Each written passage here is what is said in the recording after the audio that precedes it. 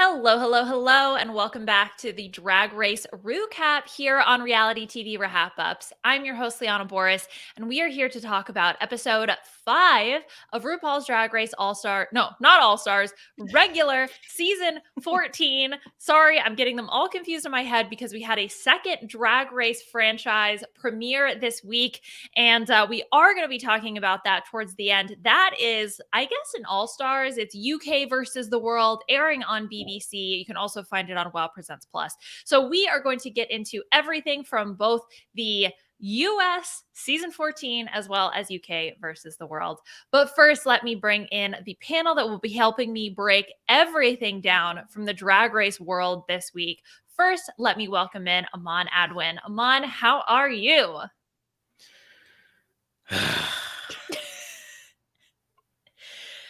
Yeah. That's how I am. I'll just save it for when we get to it. But yeah, we got more eliminations than we usually have this week, whether it be the judges or biology, I guess. But we will be getting to all of that. And finally, let's bring in Beth Dixon. Beth, how are you? Also, or different emotion this week?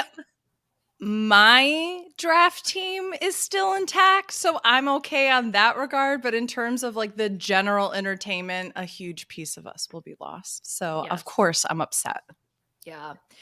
All right. Well, let's just get right into this. I think the biggest headline this week really is Cornbread's shocking removal from season 14. So, in case you missed it, I don't know how, but unfortunately, we open the episode with, of course, we have a little bit of the aftermath, blah, blah, blah, whatever, but we go into the workroom and there is a queen missing, and it is Cornbread. And all of a sudden, RuPaul comes in and says, unfortunately, Cornbread will not be continuing, but she has this message for you. And so, Aman, she goes on and explains what happened in a video message that was given to the queens in the workroom. Yeah, she rolled her ankle in the last challenge, and as a result of that, they told her to stay off of her feet for a good 6 to 8 weeks, which means you can't really compete in Drag Race. And then also, more information that we got in the What You Packin', I believe. She also said that in order to get the treatment that she needed, she had to leave the bubble, which was also another reason why she could not return, because we are still in a pandemic. So once you leave, you're pretty much putting everybody at risk. And so, yes, I have lost a second person on my team.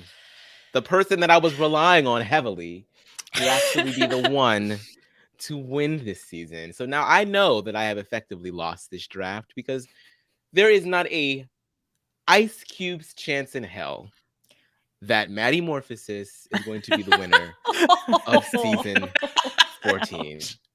And I love me some Georges. I have the biggest crush on Georges. She's beautiful. It's not gonna happen. I just don't. If Georges wins this season, I will eat chapstick. I swear to you, I will. I will do it again. I will do it again. But I just don't see it happening. And so I am in great sorrow, because not only have I lost a bit of the draft, but I'm also saddened to see Cornbread go, because she was clearly a front runner, clearly a narrator for the season. This is such a big loss just for the season itself. And I'm glad that we got to see this video of her saying goodbye. It was a bit dramatic. It was like, hold on, guys, she's not dead. She's still here, but it was nice that she got to, say her little goodbyes to Willow and to Carrie, and to clear the air with Jasmine and tell her there's no hard feelings. That was all great.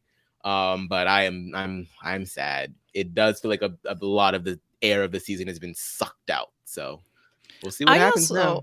I have to say, super, super classy exit. I imagine that's got to be so crushing for someone to finally get to where you've been working towards, to get onto this platform, and then an injury takes you out. And she was still all smiles in her took it in stride. As much They as she didn't could stride. expressly say this, but As much as she could stride. but From the bed, girl. that's right.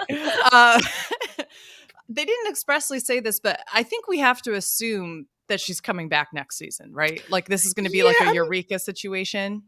I'm kind of, I don't know, because they explicitly said it the last time. Why wouldn't they say it this time? It is interesting because it was one of those things where at least last time RuPaul got to make this like, you have an open invitation, like dramatic moment, make it like great. But this time RuPaul wasn't with Cornbread, so maybe it was one of those things that they were like, let's see how it works out. I don't know, but I hope that we get to see her come back. I'm conflicted about that because as much as I want her to come back, I'm like, it's just gonna be, I don't want the whole season 15 to be about Cornbread's redemption. I don't, you know what I mean? Because I feel like if I were on season 15 and all of a sudden, because this bitch done rolled her ankle, now I have to compete with her, like I would just be so, at least with Eureka, like, yeah, Eureka was like a big moment in season 9, but there were so many other queens in season 9 that were also big moments. So at least with her coming back in season 10, there's like a little bit of like unpredictability. And not to like shit on the season 15 queens that we don't know yet, but I just feel like she's such a juggernaut right now that I feel like I just wouldn't want her to like overshadow the other girls. I don't know, maybe you just automatically invite her back for All Stars. I'd probably prefer that over season 15. Well, we also have the history of Veronica Greene in the UK who couldn't come back because of COVID. She contracted COVID when halfway through season 2 and then came back for season 3 as well. So I feel like it would inevitably be season 15 if they're going to bring her back. But I'm not opposed to an All-Stars. I think that'd be great. I think the one problem with that though is, how soon is it going to be? The rumor has it that All-Star 7's all winners. So All-Stars 8. Oh, I didn't know it was a rumor. Yeah, that's the rumor on the streets. So it'll be interesting to see if it's an all winner season. I don't know if they filmed it yet though. That's the only thing I don't know is if they filmed or not, but we'll see. I'd like to see her back. She's entertaining as hell, and I would love to have her personality grace my TV screen once again. Or my laptop screen. I think that's probably more accurate. I have to believe that if she wants to come back, she will come back. The language that she used also was very specific. It says, this is the end for me in season 14, which that to me indicates that, oh yeah, if I want to come back, then I will come back. Now, to Aman's point, does that mean that it's going to be an all-star season? Does that mean that it's going to be a regular season? Just based on precedent, I would assume regular season as well, but I don't know. I mean, now this is, so we have Veronica Greene from UK. We've seen Eureka in this situation. Another queen that, a little bit of spoiler alert for Drag Race UK, Victoria Scone, was also removed due to an injury. Now, she has not returned yet, but I also got the feeling that she had the opportunity to return or will be given the opportunity to return. So my guess is that we will absolutely be seeing Cornbread. It's just a matter of what the format is going to be. When, I think for me, what was so tough about this was that for every other, I guess except for Veronica Greene, because girl tested positive for COVID, but like for Victoria Scone and Eureka, it was at least set up in the previous episode that, oh, hey, and I got this injury. So like, just to give you guys the heads up, this was such a shock when I was watching it, because all of a sudden it was like, wait, where's Corn? And this is all in the first, 7 minutes of the episode? Oh God, where's Cornbread? Oh God, Cornbread's on my screen. I was like terrified of what was going on. And I was like, okay, at least it's just an ankle injury. Hopefully this is something she can recover from and hopefully come back. But I was just interesting that they chose to not really have any indication that this was going to happen until the beginning of the episode. So, that to me was a surprising choice. I guess it just sort of goes to show that like she powered through it. She didn't really tell anybody, and so she absolutely had to. So, credit to her. I think there's like a little bit of commentary about like performance and how people do this. Like people are like, it's actually really toxic. Like if you broke something, say something. Like don't power through it. You know what I mean? But in the same respect, like I get like, not one. And don't Carrie Strug it, even though she got the gold. Yeah, like do what you got to do. Like protect your health as well. But I'm glad that she she got to leave on a really good note and a high note, and just we're gonna miss it. Damn it! I knew it was a trap. I knew it was a trap. I said this from the get-go. I was like, I'm going to do it because I just feel it in my gut. But I knew it was a trap. I just didn't think it would be this early. Well, and I don't think you think it was going to be a medevac, right? No. I just knew that's she what was no one risky. predicted. You know what? To be honest, we didn't know that season 14 was going to drop the 4 at the 1, whatever, like Survivor did, and literally be like, let's do the editing where we don't show people getting hurt or advantages or whatever until that moment. Like, The literally, flashback. it's a Yeah. flashback moment here. Right. Oh, goodness. All right. So it is sad. We memorialize Cornbread. She's not dead, not gone. But unfortunately, she will no longer be gracing our screens. I will miss her confessionals 1000%. And I hope to see her back on our television screen. It seems like she's been able to fully recover. She has been performing. So that is a good sign. It seems like everything is on the up and up, and she will probably be back, I assume soon, to join Drag Race once again. But we do have a few logistics things that this could ultimately result in. So we know that she did not have the gold candy bar, aka the producers swapped it out, gave her the chocolate Could you imagine if they If were like, she had the she gold had one? the gold candy bar? You're like, oh yeah, like F my twist, right? No, I just love You the know idea that, like, even if she fully did, there's no way the producers would have kept that, right? So they would have switched it around. But could you imagine RuPaul being like, and unfortunately for you, Queen, she had the golden one. I would have actually loved it if she Me too. did have it. And like they just didn't say anything to the queen. So like we know the entire time, oh no, girl, you're going home. Like the whole like so the audience is on the joke the entire season through. I would have loved that. That's actually that's really lit. But you know what? Next year, do the candy bar twist. Say that there's a gold ticket, but there's not, and let's just, you know. Yeah. Well, that's what I was Audience doesn't thinking. know. What if they Play didn't mind even tell games. what if they didn't even tell the audience? What if it was just like we keep waiting each week, and then all of a sudden we get the Survivor flashback editing where it's like, Yeah, we see all the and Cornbread had it the whole time and went to the ER with it. Like, oh, Yeah. no. That would just have like on the been gurney, just eating the gold. Like, oh Yeah, the gold leaf, darling. Oh man. So this also brings up the question of, okay, so we've got the chocolate bar, which means that there's one planned non-elimination, probably. Yeah. Is there going to be another one? Because we do eliminate another queen, which we'll talk about Orion. But oh yeah. you know, how does this throws in a wrench to the logistics of the season? So I wonder what that's going to change in the rest of the season. Well, what we have to do is do what I like to call drag race math, which is every year we have to figure out, are the judges already going to do a double Shantae for a lip sync at some point, right? Based off of how many episodes there are and how many queens there are, which I have not done drag race math yet for season 14. But if they already had planned, oh, this is our planned how one queen is going to stay is through this golden chocolate bar, did they already also bake in this double Shantae that could potentially happen as it's become more and more popular as the seasons have gone on? And if they haven't, maybe they will now. Well, so based on when the twist was revealed, it sounded like, and now it's in Fate's hands this season. Like Fate is the one who's going to control whether or not you're going to stay, which makes me feel like the only double save that they had planned is what was going to happen with the chocolate bar. So I don't know. So I'm looking, because last season sort of like screwed all of this up for us. Ever since they moved to ever since they moved to VH1, season 9, 10, 11, 12, all have 14 episodes. Now, last season had 16 episodes. Because of the split premiere. Yes. Because of the split premiere. Now, we technically had a split premiere this time. Right. So, if we can expect maybe 16 episodes again, that was episode 5. So, we have 11 more. And there's how many queens left? How many 10. people have gone home? 4. So 10 queens left. Which with a built-in already one save, so we'll say 11. And one of the episodes is finale, and one of the episodes is a reunion. So yeah, someone's already going to be staying. So there's one again. So drag race math. I'm telling you.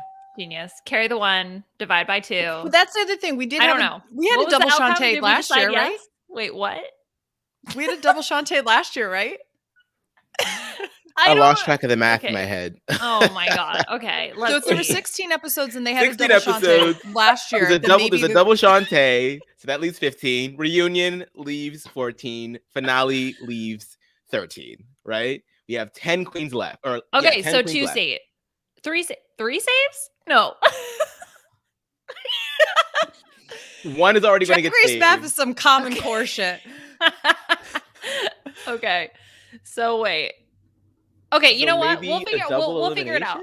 That or someone smarter than us figured this out because leave in the comments. Be like, these stupid bitches. Listen. Okay. I trust Aman's math. Whatever your conclusion was, I support. I feel like we're going to get someone's going to get the chocolate bar, obviously, and then that means someone else is going to get saved, which means we're going to have a queen left over, which means we're going to have either 2 people go home in one episode, or it's a top 5, or maybe they go back to top 3 and they get rid of 2 people in the last episode, and then it's a top 3 at the end. This could be great. Sure. Okay. I'm here for the ride. Okay, let's move on from our terrible math skills and let's talk about this episode. Okay, so cornbread aside, math aside, we had a Save a Queen PSA as our main challenge this week. Bosco ends up with it's her first win, right? Yep. Bosco's first win. And unfortunately, we get Orion and Georges in the bottom with Orion going home. Mm-hmm. All right, Beth, what do you want to talk about first when it comes to this episode? First of all, why did they have to rhyme in this challenge? Oh, in the PSA. Yeah. Mm-hmm. That made no sense to me. Just in the challenge itself, like, I've never watched an ASPCA commercial with Sarah McLachlan's like music in the eyes of the angel. Never watched that. And they're like, this is a sad dog. He needs a home. One that's a house and not a bog, or something like that. It's so stupid. Like, they've never rhymed before. Why did they have to go Dr. Seuss on this? I guess equal parts writing challenge and equal parts acting challenge, I guess. Like, because they all had to write their own stuff. It was a little, I feel like it really did sort of like stilt the competition, because I wanted more drama. I wanted more Sarah McLachlan. I wanted more like, for just 29 cents a day, you could help this person in practically no way at all, but it'll make you feel better on the inside. Like, I just wanted more of like that, but they had to rhyme it all. It felt like because they were limited in what they could say because they had to rhyme, and also because when you have to rhyme, there's a certain cadence you have to do, which was clearly hard for some queens to fit in the amount of time that they had to say it. So I don't know. I just felt like that was a weird choice for the producers for this challenge. But overall, I like the concept. Can we please bring back Tempest du Jour and James Mansfield? Like, as talking heads, I don't even care. James Mansfield, I just want James Mansfield, like, to be sitting in a corner in the stool watching the entire season and then just getting confessionals like, well, they tried it. Like, it was so good. Like a Stacey Lane Matthews type of deal. Like, back in, like, was that last Stacey season? too. Yes. I know I did good. So, overall, from what I understood from the directive, it was, and Ru says so the whole point is to do a PSA for the Save a Queen organization, raise awareness of first eliminated queens who feel overlooked, underestimated, and just a little bit constipated. It has to be personality driven, also the whole rhyming thing. And then it's a commercial parody. So to me, the biggest part that stands out from that is the commercial parody part. And so that was like the thing that I was really looking for, because one of the things that really makes me laugh is when you take two things that are completely opposite and you merge them together. So something as stupid and silly as a Save a Queen foundation in the Sarah McLachlan, just, oh my God, like the saddest, most emotional, slow down, black and white, videos. Like, that is so funny to me. And I feel like there were elements that worked really well, and then some where it was a little like too Dr. Seuss count ha ha ha kind of do it. So that didn't 100% worked for me, but I did like the overall concept of what they were trying to go for. Mm-hmm. So did I. I mean, because that commercial, man, like the further and further away that we get from that ASPCA commercial, I'm like, who approved this? And it would always be on like Cartoon Network too. Like, why are you showing this to kids? Like, Yeah. we don't have like. You think they're gonna like go back to mommy and daddy like beg for like 25 cents? Like, it's just like, oh my god. So, and then when I tell you the applause that erupted in that gay bar when Sarah McLachlan's face Yes, appeared. that was amazing. Hi, I'm Sarah McLachlan, and this is wrong on so many levels. It was I amazing. lost my mind. But yeah, I think that I would have enjoyed participating in the challenge a lot just because I've seen that commercial so many times. So I would have been all up in that gig, all up in that ASPCA gig. Just give me all your quarters, baby. Am I the only one who actively, whenever I'm around family or friends' pets, if they're acting like they're begging for something, I immediately start shooting a video of them in black and white or shoot a picture of them. And then I will sing. Yes. I do it all the time, to the point where I should probably just go through my camera roll and make like a VT, put it together. It took me, quick side note, it took me forever to realize why Jessie's song in Toy Story 2 felt so familiar. And it's because while Sarah McLachlan is not the voice of Jessie, she's the singing voice of Jessie. And I was like, oh, it's the ASPCA, bitch. That's so funny. That is what she's known from, though. I feel like if you ask any person on the street, that's the first thing I think you think of. Just love that you say that's the ASPCA bitch. I was like, oh my god, I can't believe it. ASPCA. That's gonna get me. That's gonna get me. Oh goodness. Yeah, I felt like the song, the Save a Queen song, was very fitting. I liked the way also that they just edited them all together. So it was just like one big PSA, because I felt like it would have been kind of awkward and repetitive to have them all be like completely separate. So I really like that. It also felt like it was, oh yeah, this is for the overall foundation. And here are a few of the poor, sad, eliminated queens that if you just donate a sensible 74 cents a day, you know, like I love that. I liked some of the inside jokes. I feel like I don't know, like, let's talk about some individual queens, because you know, Jasmine, for example, who ends up in the bottom, but not in the bottom two, I did feel like, one, her rhyming was awkward. Two, she was way too happy about the headphones. I was like, the tone of this is supposed to be so sad. Like, so sad. Why are you happy about the noise canceling headphones? Like, no, that's not the point. So I felt like that was a clear example to me of someone who maybe didn't do so well. Yeah. But then I was like, who do I think did really well?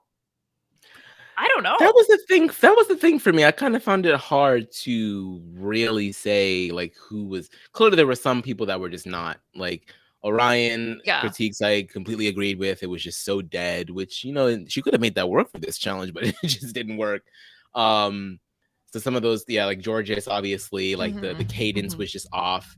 Yeah. But for the people that did really well, I was like, I feel like you could kind of give or take. Like, I really didn't know who was going to win this challenge. I thought it was kind of like up in the air between Lady Camden and Deja and Angeria and Bosco. So, and I thought Daya did pretty well too. And Daya. You know what? Yeah, if there was one person that I thought might have taken this, it would have been Daya. Yeah. It was a weird challenge, and even though I understand like why Liana, for example, likes that it was all put together in one thing, it made it. First of all, it made it seem like it went on for way too long, which is why I kind of like lost my interest in some of it as it went on. And I think that just affects how you view the queen's performance.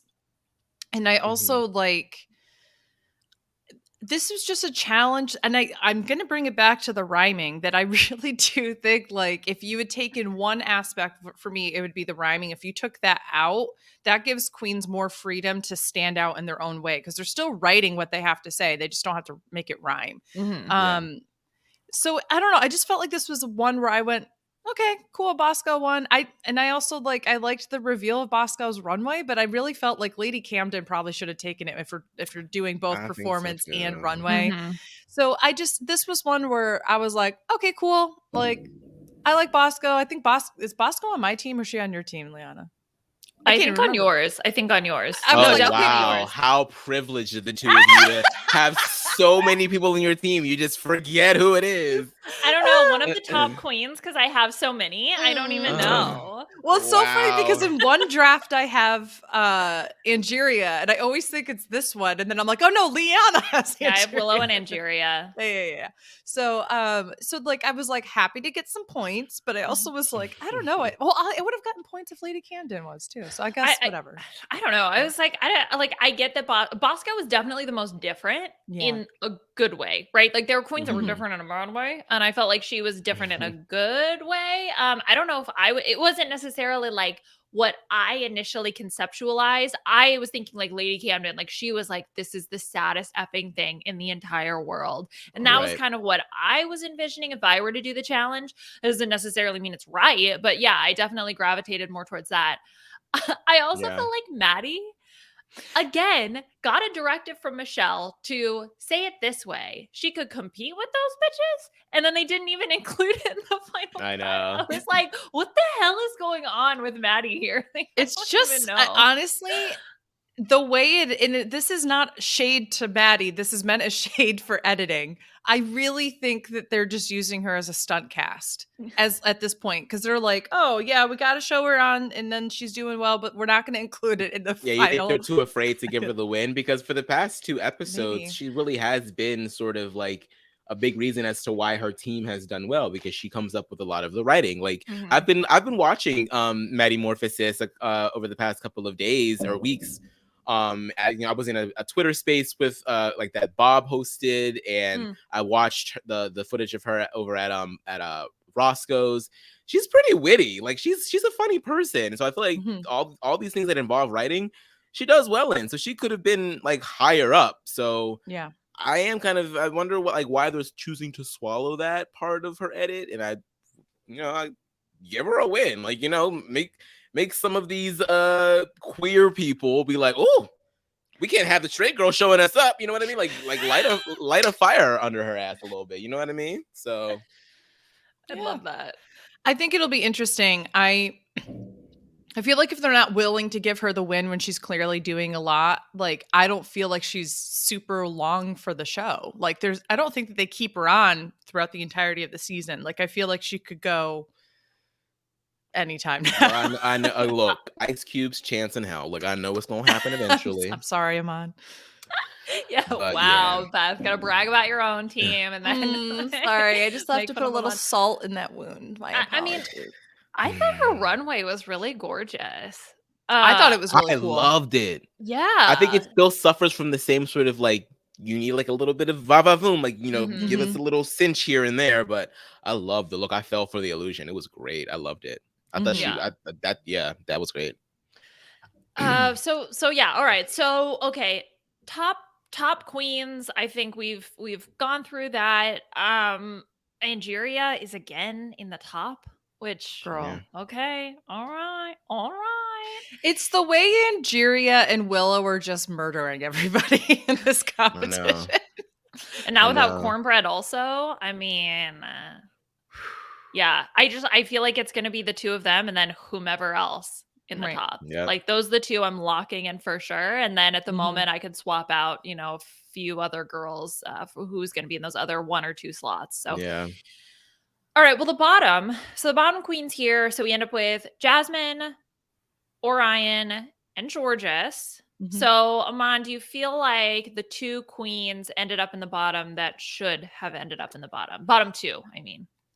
I think so. I think Orion was just not giving enough energy. And I really like Orion, especially since learning about her mom. I just can't help but like just want to root for her. But her personality just doesn't pop, and that's okay. Like you can still be fierce. Like cue Cameron Michaels, you know what I mean? You can still be fierce and not be like a boisterous, loud person, but she just didn't really execute the assignment very well. And Georges, yeah, like I mean, I feel like Georges was like self-sabotaging a lot. Like it was so mean. Like she said in her confessional that so many of her friends were like, "Yeah, you're not going to be good at the acting." I was like, "Girl, don't tell her that. Like, support her. Like, you find out that your friend's going to be on Drag Race, and you know that they're not a good actor. You like run skits with them. You like show them like stand-up comedy routines. Like, help them." So I was kind of pissed off about that, but. It seemed like she like chose to believe her friends and just was just like, I'm not going to be good at this. I'm just going to try to do my best, girl, and just slay up the runway as I usually do. And if I have to lip sync, then I have to lip sync. Like, no, like I want to see you like fight for it. And she didn't give up by any means, but I felt like she was a little defeated during this challenge. Mm-hmm. She didn't even wear lashes. She didn't even wear lashes. Yeah. That's actually a good point that she was like, didn't wear lashes. And like during the run through, she was like, I feel like I have to be like cutesier. And then like regular white woman. Yeah, I love her. I mean, I do think I do think the three queens ended up in the bottom are the ones that should have been in the bottom, and then I probably agree ultimately with the two queens.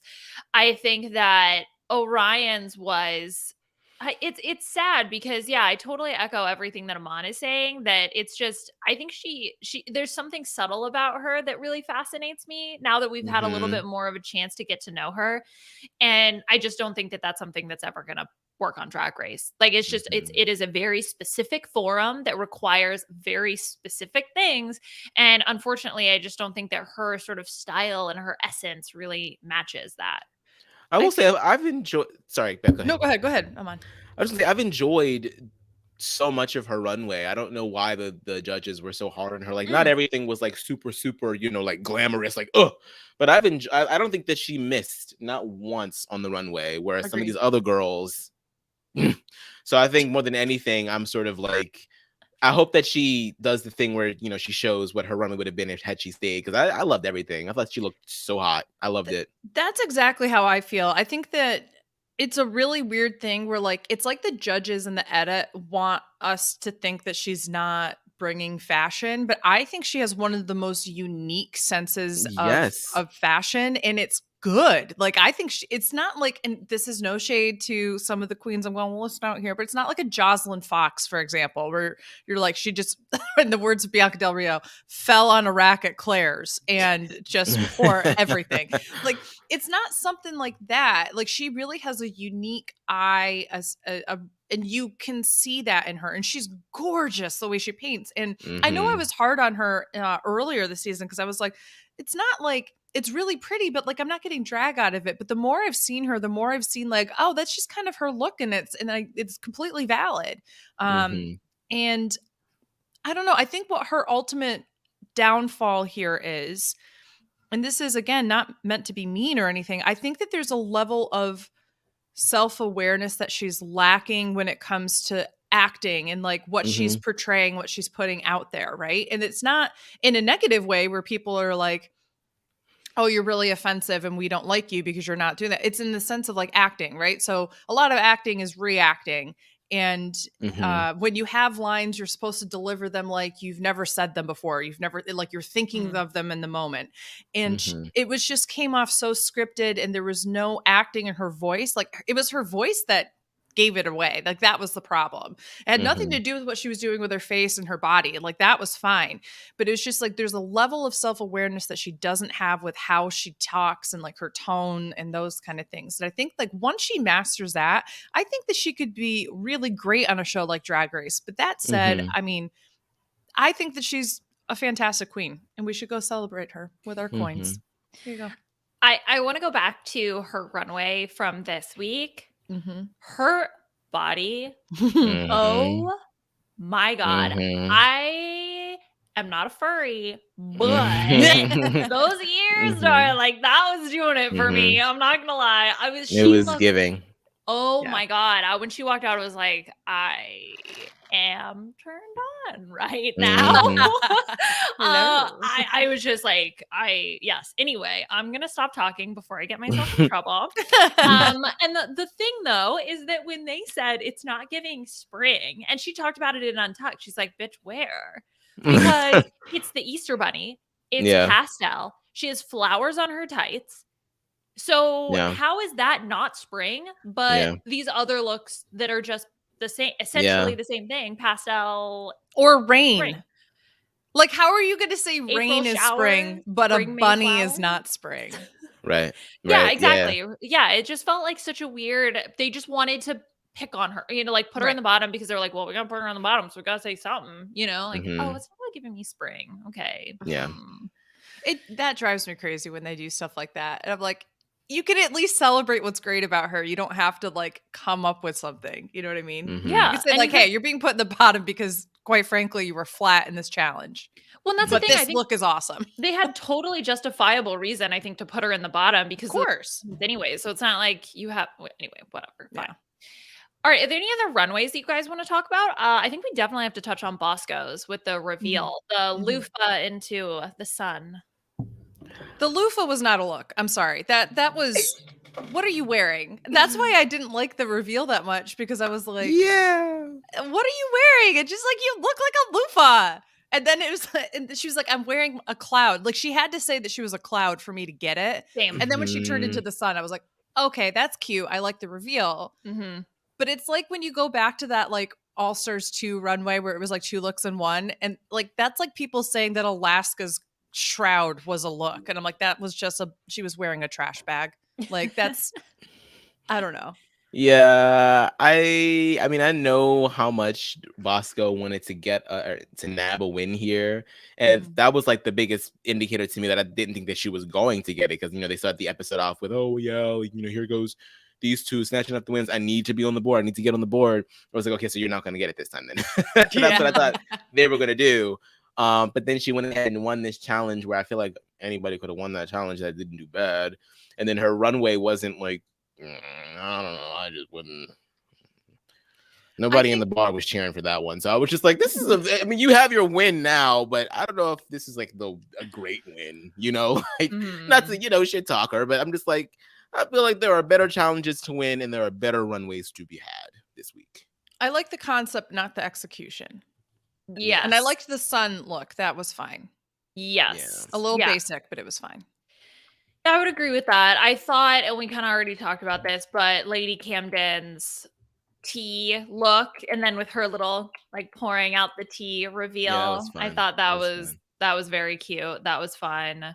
What else? Also have to say, I'm going to put this out there. I think we all appreciate Lady Camden's look, and we also understand that she's from England and tea time and like that kind of thing. Mm-hmm. How is that more spring than a bunny? I don't like that. I'm just going to keep harping on that for a ride. Spring tea, I guess. Yeah. I loved that we got to see Tempest and James and Kimora come back and be on the runway too. That was great. Obviously, was really Kimora coming back and with more Mackie. I forgot to read the article. There was an article that I saw that was like, how did Kimora Hall amass all of these Mackie things? So I don't know how she did. I didn't read the article yet, but like, girl, like, she's friends with Carrie Colby and Versace. Like, damn, like her wardrobe must be like $1 million. Crazy. Yeah, it's insane. Yeah, it's a lot of coin. I need to ask you guys about Carrie's look this week because my brain hurts. What am I supposed to think? Yeah, when she said Carrie's Cardi look? B, I knew what dress she was talking about with Cardi B, but I was like, I don't know. Like the general silhouette, I guess I can understand, but like there's just a little bit too much going on. Like you walk outside, you're gonna get swarmed by bees, bitch. Like it's just so much foliage around her neck. It's just it's a lot. And it's like the juxtaposition of like all of those tones up there with like that. I knew that she was going for like a green stem, but it just, I don't know, it looked a little tacky. This, if I didn't know any better, this was a construction challenge when I look at this look. And this, she came around the corner and I was like, well, she really doubled down on trying to be ugly this week, didn't she? Because my God. She went from J-Lo to this. That's crazy. Oh, honey. Like, Carrie, I love you. And you are gorgeous in literally everything but this outfit. I can't do it. I actually don't mind the neck portion. I think that's kind of cool. It gives me like Queen of Hearts that kind of deal. And if she had made the actual dress portion a little different, I think it would have been fine.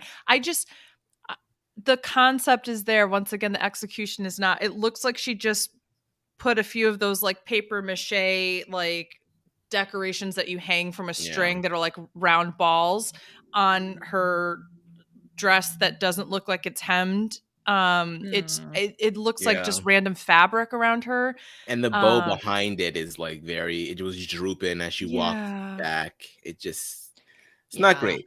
No. This isn't like rolling around in the Claire's rack. This is more like rolling around in the Michael's flower and fabric section style. That's what it's giving me.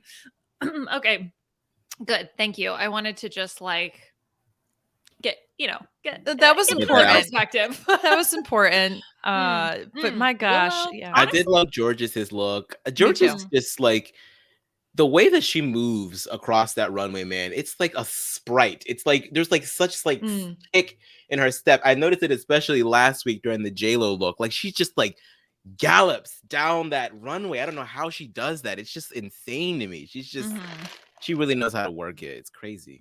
Yeah. And I mean, that's what, when they talk about applying that confidence from the runway into everything else. Oh, I get it. I see it, because she does have such a strong presence on the runway. If only she could translate it to some of the other challenges. Willow's also the pastel housewife 50s help on the back in blood. Thought that was creative. That was cute. That was funny. Love that. That was great, But okay. I'm gonna be honest, in general, I didn't really like this runway. Like as a theme, because it's so open-ended. It's like, I don't know what it is. Whenever they exactly what's it? Springtime? Spring has sprung. I would have come out in springs. That's what I was waiting for. That's what I was waiting for, was something like that. And the people who did something unique and different, that's who I like. So that's why I liked Orion, not Aurora, Beth. Orion. That's why I liked Lady Camden. I liked the concept of Bosco and Maddie and that kind of thing. But for the flowers, all I could think of is like the dripping in flowers runway for All Stars 3, and it just turned into like that runway people had such an issue with a lot of the looks too. And I'm like, I think if you're gonna do flowers, like, I don't know, there's clearly they don't always go over super well on the runway. I don't know if it's just like the way it translates to television or what the lights look like or something. I feel like if I saw any of those looks, besides maybe Carrie's, on a stage, I'd be like, oh my God, that's so gorgeous. Like, very cool. I love the concept. But for whatever reason, when I see it on TV, I'm like, I don't know. I don't know about it. So I just was like feeling relatively underwhelmed with like the flowers look. Like George's looks beautiful, but at the end of the day, it was a very simple dress with just a few flowers put on top of it. So I think that's just one thing to keep in mind with the flowers thing. It's just like, is it the whole concept, or does it look like you just put flowers on top of things? Like that's, I think, one of the issues with those kind of runways. Okay, let's talk about the lip sync. So, and Ava Max was the guest judge who felt like she was being held hostage. I don't know if anybody else got that vibe. 100%. So it's to her song, My Head and My Heart, and of course it's Orion versus Georges. So this felt like the editors were trying to tell me that it was lambs to a slaughter, because it was multiple confessionals being like, I can't take my eyes off Georges. Georges is killing it. Georges is this, and then the one confessional about Orion is that she did take her shoes off and her wig was kind of falling off. I'm amazed that there was no comments about that, but they probably couldn't see her. Well, that's possible, right?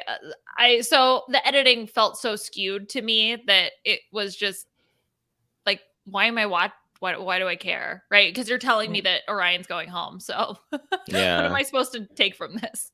I didn't necessarily think that this was a slaughter. No. I think that Georges clearly won. But I think that Orion put up a good fight. Like, she did what she did, and she did what she had to do. I mean, she was probably already going to lose anyway, but then kicking off the feet or the shoes was like, all right. Like, you literally just saw a girl do this. Why did you, like, the girl that beat you the first time lost the second time doing that, and then you did it? Like, why would you do that? But she did what she did, and she had a good time. And Jordan lives to slay another day, I guess. I did think it was a murder. Part of it, once again, I think was just Orion wasn't emoting the correct feeling for the song. Like it came across like, I'm really desperate and blah, blah, blah, like overacting like that, versus Georges was able to take like the subtle like sexiness that's in that song and kind of translate that into the movements and like really felt it in her bones. And I felt like that was just like the emotions that they were giving off was very different. I will say this is one of those situations where like the editing, to Liana's point, not just like with the confessionals, but with how much camera time was on Georges versus Orion, is clearly supposed to like help tell that story. So I will admit that I think a part of that, the reason why I feel like this, because I fell into the trap of the editing. But I didn't think Orion did poorly. It wasn't like she was, like Kimura in that dress versus Denali, like I don't think it was that bad, but I think it was so incredibly clear that Georges won. Like I didn't think there was any way at the end. Like if RuPaul had said Orion's story, Shantae, you should, I would have been like, oof. What? Oof. What? Oof. Not two Latin queens in a row. Not that. Right? No. Start the pitchforks. Oh gosh. I think maybe it was a element of low expectations for Orion from my perspective. Which I kind of feel bad for saying, but I thought she did really well. I mean, obviously, Georges to me fine, for sure won. Yeah, I think deserved to stay. Absolutely. But I was like, okay, you're holding your own, Orion. Girl, get it. Yeah, that's why I was like, I don't think it was a slaughter because she gave it to you. You know what I mean? She gave you what she could. Right. She could have just been walking around like some other queen that we're going to get to in the next couple of minutes. But she performed. Yep. All right. Well, unfortunately, despite her best efforts, Orion gets sent home. So and chocolate, which by the way, I feel like it's the Among Us noise that they play after they say it's just chocolate. And it's like, whatever that sound is. But that is the end of Orion's story for this season of Drag Race. Is there anything else from this episode that you guys want to talk about? I thought it was so cute that in her note to Orion's story, Georges said that she had a crush on her. Yeah, better keep in touch. I really want to know what the story is between the two of them now. That's so cute. I don't know why, but I just love when people are like very open about those kind of things with other people. I think it's so endearing, like when you do it in a genuine way, not like when you're like, girl, you look so fine, like not like that kind of like kind of thing. Like, but I love when people are like, I have to tell you, like I've had a huge crush on you from the moment we met each other. I'm like, that's so cute. I loved that so much. I kind of wanted the check yes or no because it's a no, like it's a little handwritten note, like that would have been if you like me back. It's so cute. Tear off the bottom so you can keep the upper part of my note. But then, okay. The one other thing I do want to talk about, and I'm happy that they shared this, was Willow's story with learning more about her her kidney disease, and I thought that was something that was.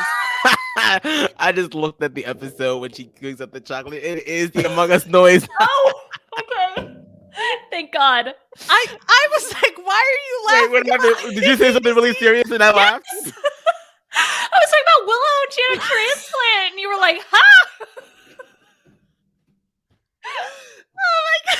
Horrible, horrible man.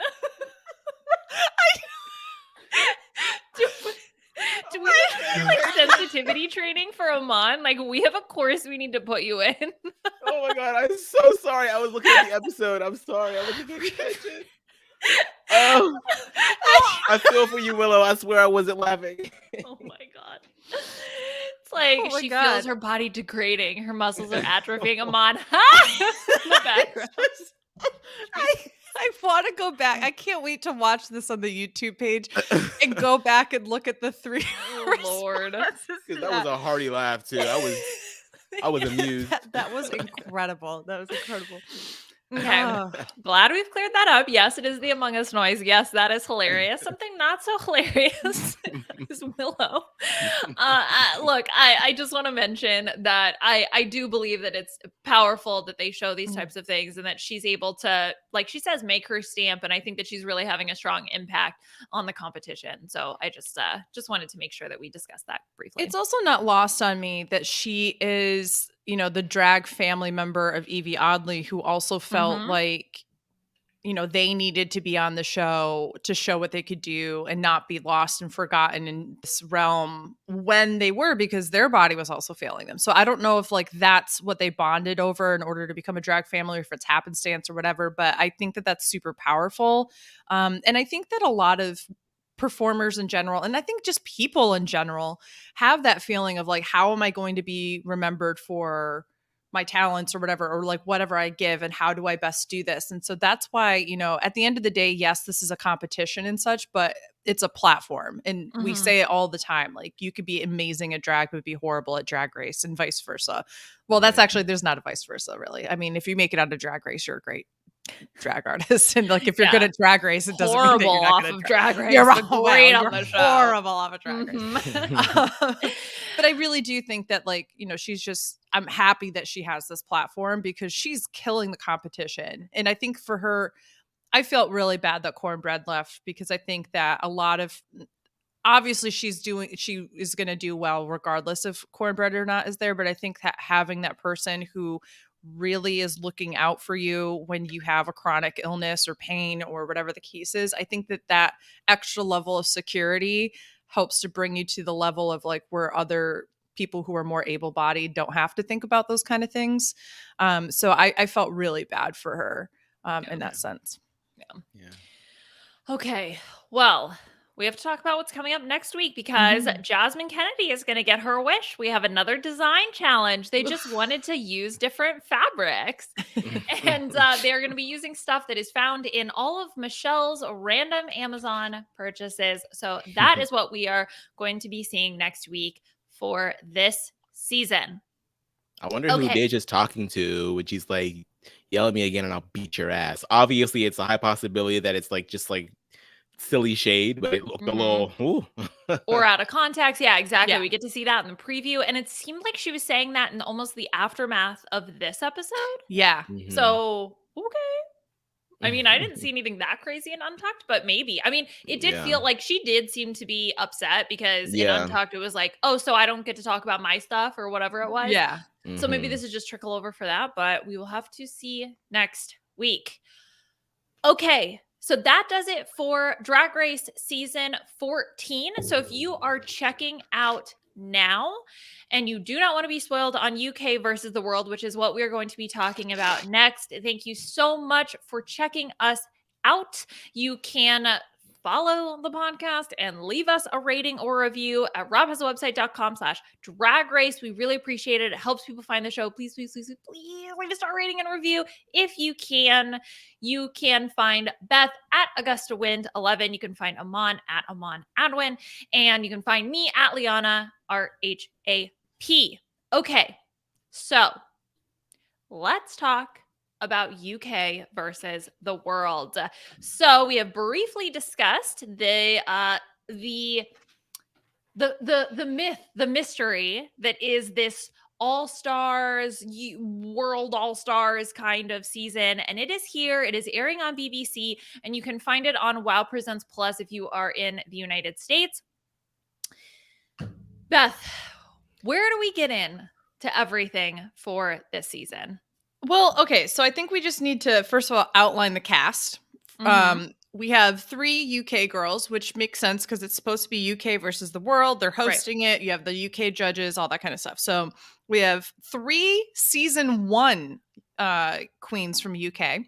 Blue Hydrangea, Bag of Chips, and Cheryl Hole. And then we have 2 US queens with Jujubee and Monique Hart. We have 2 Canada queens with Jimbo and Lemon, but then we only have 1 queen from Holland, Janie Jacquet, and 1 queen who is the host of Thailand, Panjani Heels. Am I missing anybody? No, I think you got everybody. So there's certain levels here that are really interesting. You have queens who have never been judged or met RuPaul before who are about to. So you have the Canada queens, Thailand, and Holland have never been judged by RuPaul before. Mm-hmm. Conversely, you have 2 queens from the US who have been on multiple seasons with RuPaul. Yep. And then you have, the UK where they've only been on with him once. So it's like varying levels of having to deal with Drag Race from a RuPaul standpoint, which I think is a huge factor when you're trying to make RuPaul laugh and you're thinking about cultural references and such. So we know that RuPaul likes the British sense of humor. And I think it's going to be really interesting to see. I think that the queens that haven't been judged by RuPaul are going to suffer a little bit because of that. Yeah, I think it's definitely one of those things where I have no idea. I know what RuPaul's opinion is on some of the queens, but I have absolutely no idea how RuPaul is going to feel about these other queens. And although a queen may have gone far on her original season with a different set of judges, that doesn't necessarily mean that that's going to translate to, the UK panel. And I think that is maybe something that we did see in this episode. But overall, this is a really strong group of contestants. And that was my impression. I was like, oh no, this is going to be emotional for me every single week. Yes. Yeah. I'm regretting not, giving UK a bit more time because there's so much Drag Race out there nowadays that it's so hard for me to remember some of these queens and what they were like on their first season. So I feel like I'm sort of at an information deficit. I remember a lot about Lemon because we did cover Drag Race Canada. And so that was interesting. But I know nothing about Pangina. I know nothing about what's the queen from Holland? Janie Jacquet. I know nothing about her. It's the only people that I really know for real are the American girls. And how could you forget Jimbo? So Jimbo kind of stands out as well. So yes, the North American queens are the ones that I guess I'm paying attention to, which is it's so ethnocentric. I'm a horrible person. It's so funny that you said that because in my mind I went, you know what? It's same for me. It's like I know the UK, I know Canada and the US really well. I've seen Thailand but I didn't watch Holland, even though I heard Holland was really good. And in my head I went, how ethnocentric? At the same time you said ethnocentric. So wow, I feel that. Yeah. So I don't know. I think that's going to be an interesting dynamic. Is this, who the audience knows? And I would say a queen that the audience knows really well, I don't think came off that great in this episode. Jujubee. No, Monique Hart. Jujubee's talent should have been she should have been in the bottom. I agree. I was talking about the bag of chips. Who? No, I was talking about Monique Hart. Monique Hart was she came across as a total bitch. Yeah. Right? I kind of I'm because the first time that I watched it, I thought the same thing. I was like, oh my God, what's going on here? But then when I was in that, because Bob the drag queen hosted a Twitter Spaces, I think 2 days after the episode, and he had a few other queens from around the world in there too, and he was like, yeah, is it? He was like, am I just being sensitively black, or did it feel like all of the queens sort of just jumped on her when she walked in? And I was like, I don't think so, Bob. I feel like she was kind of abrasive when she walked in. But then when I watched it back, I was like, oh, okay, so they did sort of they were like, oh, so what are you going to do differently this time? And she's like, well, what are you going to do differently this time? It's like, well, I'm going to do this and I'm going to do that. She's like, well, I'm going to send you guys home. So I was like, I thought it was just playful banter, but then it did sort of feel like the energy shifted whenever she walked in the room. So I'm like, what's going on here? Is Monique just trying to be the villain of the season because she's already done this a couple of times and she's like, whatever, I'm just going to be the girl that I want to be. Is it TV time? And that whole story with Blue was just kind of crazy. I was like, really, Monique? Like you're yelling at other queens so that your wardrobe doesn't get messed up. Like, who are you? Like this. That was That wild. for me was the story that like solidified like, oh, for me was more of that. But I appreciate, and I always appreciate when people take ownership, and she apologized and she said, you know She what? did. She did. We all feel our fantasy sometimes, and that's not okay that I did that to you. And I'm here for that. That takes ownership, and that shows really who she is, right? Right. I have to say, just in general, and we know Jujubee is shady. And that's why we've loved Jujubee. But I think what is important for us, especially as Americans while watching the show, is recognizing the drag culture that we often see is not necessarily what other countries have. So when the Americans come in and they're super competitive, because even if you aren't in the pageant scene, or even the ball scene, those elements are still a part of many drag scenes within the US, which is very competitive.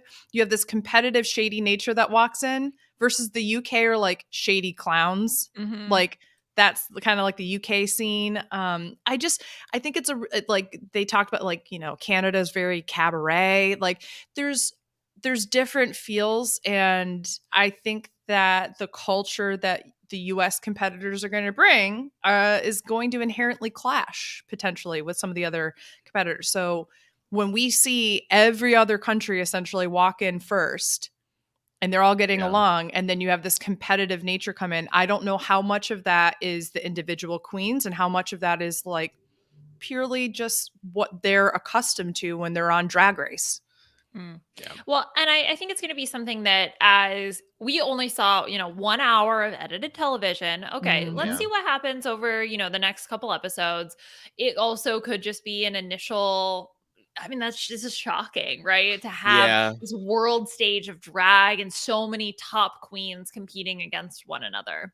Yeah, and the fact that they have to like vote each other out, which I'm sure they probably thought might be a thing. Like, the claws are going to come out early because, like, you're all rooting for your own country, and of course, not that the Ukrainians really have anything like a hometown advantage. Well, I guess they kind of do, because the judges are more likely to be from the UK, so they might, the humor, the style, just Michelle Visage is clearly going to root for the UK queens, like, so they might have a bit of a hometown advantage. So yeah, it's I feel like you want to impress people and you want to do well and you want to represent your country well, so it's gonna get competitive real fast. I mean, unless you're Jimbo and you're like, well, I could get rid of the Canadian queen now and then I could be the only one.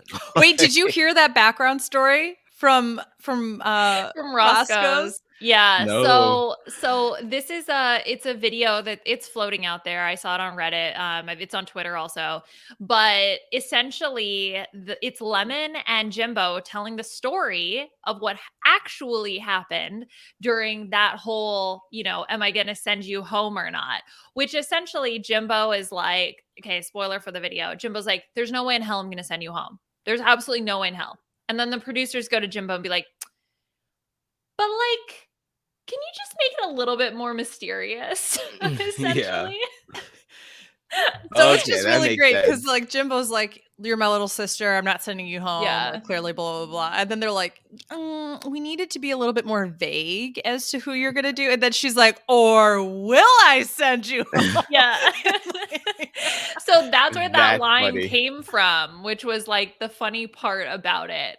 So now, did she still send her home? Because that lip sync looked like it was she trying? Thankfully, like, because we watched Drag Race Canada, I was like, no, Jimbo is so good at so many things. Lip syncing is not one of them. But I just felt like she could have done anything else other than what she was doing. It was just a bunch of. My favorite part is when she goes to fall and Pangina literally spins around and catches her. And that's my favorite one. I just need to, I'm going to put out there right now. I have a huge crush on Pangina heels, both in and out of drag. Yeah. I am obsessed, and I hope she wins. That's all I'm saying. Yeah. If they do her dirty in this season, I will be very mad. Yeah. That was another thing that Bob was talking about. She was like, well, yeah, there's so much pressure on Pangina because, like, how's she going to lose and then come back to host talent and it'd be like, sashay away? Like, no, bitch, you sashay away.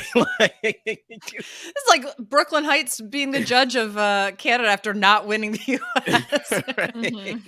But yeah, in general, I thought that this was a okay talent show. I agreed that Janie should have been in the bottom because they were really underwhelming. I agreed that Lemon should have been in the bottom, and I thought that Juju should have been in the bottom. I think that Lemon, like, her face betrayed her the entire time. It looked like, what is my move I'm supposed to do now? Like, it was so, it didn't flow well. I didn't like that they were like, it was unoriginal. I'm like, I can watch somebody jump into a split from heights many times. Shut your damn mouths. On top of the fact that, how are you going to come back and say it's an unoriginal idea when everybody else is lip sync a song that they've created? Like, that's an unoriginal idea. You cannot use that as a negative critique when everybody else, maybe with the exception of like maybe the people put like interesting twists on it, like Blue Hydrangea. She, like, you know, she had that whole little contraption, so that was cool. But essentially, it boils down to the same thing: lip syncing. Okay, so which they do every week. So yeah, I didn't like that either. I also okay, so I'm sorry, but you're gonna give, like, I couldn't tell if they were praising Bag of Chips's Oscar look. I was like, why did she have a sword? I don't know. What I don't Oscar? think that she knows. I mean, to be fair, I mean, I'm actually looking at an Academy Award now, and it does look like he has a sword. It does? Really? It's super thin. Yeah. Oh, okay. Well, okay, then that is like, that's a gag for me. It looks like some of them do and some of them don't. I'm trying to find like, yeah, it does. He has a super. Oscars were like this. Super thin. No, they're like this. And there's like a small pole, essentially, looking sword that goes you down. know what? I kind of see it. Sort of. I think there's like a line. Yeah, there's a line. It's so interesting. It was just like the space between his legs. Yeah, that's what I thought too. I don't know. Right, regardless, fine. I would not have done this. No, he is holding one because he has one. Like, he has one hand here and one hand here. This look and praise this. It was a choice. It was a choice. I don't understand. They're like, you need to push it further for Lemon. I was like, she looks absolutely drop dead gorgeous from head to toe. Like, there's not a single thing I would change with that outfit.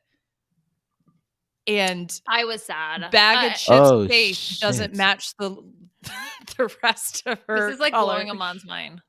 So it's like the Oscars, the official from the Oscars website, the official Oscar statuette facts. Design: a stylized figure of a knight holding a crusader's sword standing on a reel of film with 5 spokes signifying the 5 original branches of the Academy: actors, directors, producers, technicians, and writers. No clue that was the thing. I thought that black thing was just a platform. I did not know that it was a reel of film. This is blowing my mind. Okay. Wow. Learn something new every day, I guess. Regardless. Yeah, regardless, whatever. It's ugly. I don't care, and I'm biased, and I love Lemon, and I hate everyone else. I'm going to be honest, too. I've had really conflicting feelings about Jimbo's look. Oh, yeah. Let me pull that I thought it was up. a choice to. I know that it's not like the same as like cultural blackface, but it was still blackface when the rest of her body was still white. Like, I didn't like that portion of it. Like, if you're gonna do that dark of a face, your chest should be that black, your hand should be that black. I thought that was really weird. I think it was an interesting. She didn't want that. She didn't want that paint to mess up her titties. Yeah. Then don't paint. I don't know. I don't know. I'm white, so who what am I to say? But I that was an interesting choice for me. But I thought the overall look itself was really cool. I just didn't. I've been really uncomfortable with not knowing how to feel about the makeup. I think it's fine. Now, if she would have had some big old red lips, then I would.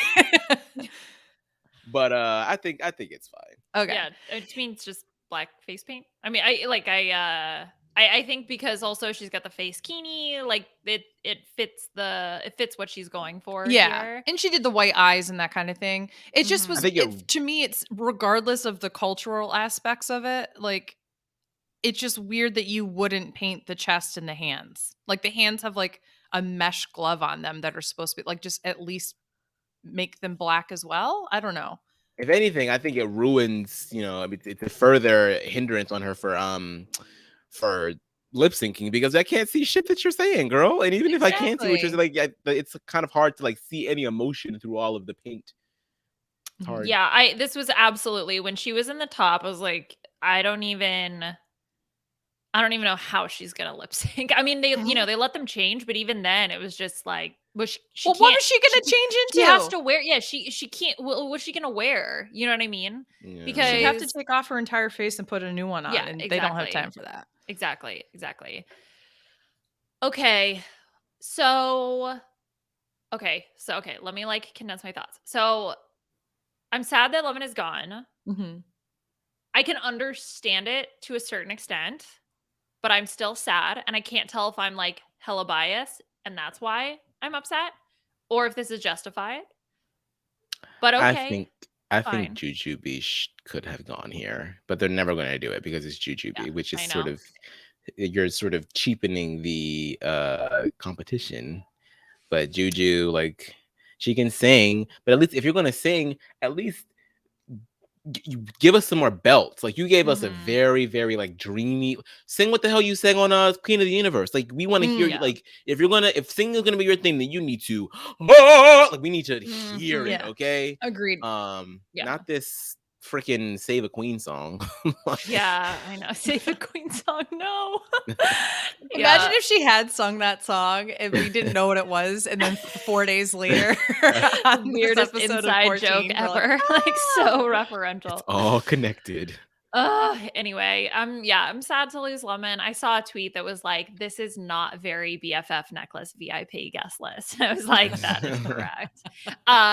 So I'm sad about that. I just whatever. I'm just gonna shut up about it. What I don't want to shut up about is Jimbo again, but Jimbo's talent show, because it's pretty much every tweet I've liked is like either Jimbo's reaction shots or like something about Jimbo. I texted my sister the video and she said, "What was I even watching?"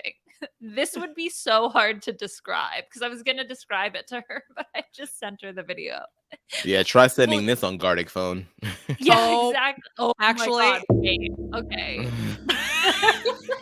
All right, the next time the three of us are playing together, we're 100% doing Jimbo. One of us has to. That's like that's so funny. I'm like, I understand why she's in the top, I guess, but at the same time, I'm like, I don't know. It was such a moment. I also have to say, I know that Liana's obsessed with this because, like, she literally texted in our little group and was like, I'm not going to spoil anything for UK versus the world, but I am going to send you this. And it was just a gif of the reaction shots is giving me the live. I had such a fun time watching this episode. Like, between seeing Lemon back on my screen, I am stoked for Blue Hydrangea. I thought that she, even though it wasn't in the top this week, I thought that her performance was really fun. Her looks, even though this week I don't really understand how it fit the category, but troll doll meets best drag, I guess. I don't know, whatever. I'm excited for her. Pangina, as you guys were mentioning, this is the most pressure. She's a freaking host, and she is coming back and competing. And I thought that she just slayed the challenge she slayed the episode from top to bottom. She did. Such a strong showing from her. And I think she's going to continue to kill it throughout the challenge. Jimbo, just everything about this. I'm really excited for this season, you guys. I also want to put out there, I was obsessed with Monique Hart's look. The green gown with the crown. Oh my God, she looked amazing. Beautiful. It was all the fabric. That was my favorite look of the runway. It was so good. It was really gorgeous. How do you guys feel about Lemon? Do you think that Pangina made the right call? Yeah, I think she did. I mean, strategically, send home the girl that's is going to be good competition, because you know that there was more of her lemon that she had in the chamber, and you're getting a chance to like save someone that you know would save you in the end. Like, strategically, yes. Narratively, no. But they're there to play the game, so do what you need to do. I would agree. I also think that it was a smart strategic decision, but if you are just it if Lemon had been eliminated because of the judges, because it was based on the strength of what she gave in that episode, then I would have been like, no, I do not agree with that. But Right. yeah, totally agree with Aman from a strategic perspective. Yeah, get rid of the stronger queens. So it's been really interesting. I think that this week, unfortunately, I feel like Lemon has obviously a much larger fan base than Janie Jacquet does. And I think that because of that, people have been very emotional, understandable, about, Lemon leaving. But there's been a lot of racist things sent to Pangina Heels. And that's like great. not okay. Seriously? Yeah. And I'm like, there's a part of me that's kind of like, she's got to be strategic. If you're Janie or Pangina, you don't have anybody else from your country that can be there, right? So you gotta kind of make them almost alliances where you can. So I think it made sense both narratively and whatever for her to get rid of and strategically to get rid of Lemon. But guys, it's a show. It's a TV show. Like, also, she's a host. If she sends you home, it's definitive. Yeah. It's like essentially the judges sending you home. Okay. The last thing I do want to mention is I know that it's technically like an all-star season. So I know that they're doing the all-star rules where, you have the two queens, top queens lip syncing against one another. But because the UK can't give out money for the winner, I would much rather have the bottom two queens, especially with this tier and caliber of the queens that we have. Yeah, I want to see them lip sync for your life. So I was actually a little devastated when they mentioned that it was going to be a lip sync for the crown instead of a lip sync for your life. But yeah, right. I agree. Whatever. Fine. Okay. Anything else about Drag Race at all? No. Okay. Then that does it for us this week, covering both the US and UK versus the world. We will be back next week to give our thoughts on episode 6 and our thoughts on the second episode of UK versus the world. So we're covering 14 and UK versus the world in this style. I think this is what we're going to do moving forward, where majority of the time we're going to cover 14, season 14, and then we'll talk a little bit about just our general thoughts. I know it's a little bit delayed because the episode is on, I think, a Tuesday for UK versus the world, but unfortunately, we just don't have the time to commit to a whole separate podcast. So we will be talking about it. Do not worry. All right. Aman, what plugs? What you got going on? I know you're on the morning update today. What else is in the hopper for you? Yep, did the morning update today. You can always follow me anywhere. I'm on Adwin playing Harry Potter games over on Twitch. Back at the choir room, continuing more Glee coverage, and I'm also covering Euphoria with Grace Leader over on Post Show Recaps. Today's Euphoria Day, so we'll get more Euphoria tonight. So if you're following that, it's going to be a hell of a ride. Euphoria Day. I love that. Okay. And Beth, what about you? I'm still doing Lost in the Nanny coverage on Hot Mess Moments. Last week we had Kirsten McInnes join us, and it was a hot mess moment, so you should definitely check it out. It was a lot of fun. And I'm covering Celebrity Big Brother with My Weekly Meltdown. So if you need supplemental coverage to the wonderful amounts that RHAP puts out there, or if you just want to listen to me be a dumb bitch, then you can tune in there. And you can always catch me being a dumb bitch here or on Twitter at Liana RHAP. Again, chugging along with all of the wonderful Drag Race. And then I'm scheduled for some celebrity Big Brother podcast somewhere along the way. So I'll be there popping up here and there. All right. Again, you can leave your star ratings and reviews for us on iTunes. So please, if you get an opportunity to do that, we really appreciate it. If you could leave a 5-star rating, don't even need a review. Honestly, you just want to give the rating. We're happy with that as well. It helps people find the podcast and gets us on the map. Rob has a website.com/drag race if you're interested in doing that. Also, it's again the beginning of the month, which is the best time to become a patron of RHAP. If you're interested in joining the Patreon program, you can find more information on that at www.patreon.com/RHAP or robhasawebsite.com/Patreon. All right. Thank you, Scott St. Pierre, behind the scenes, for all your wonderful help. And we will talk to y'all soon. Bye.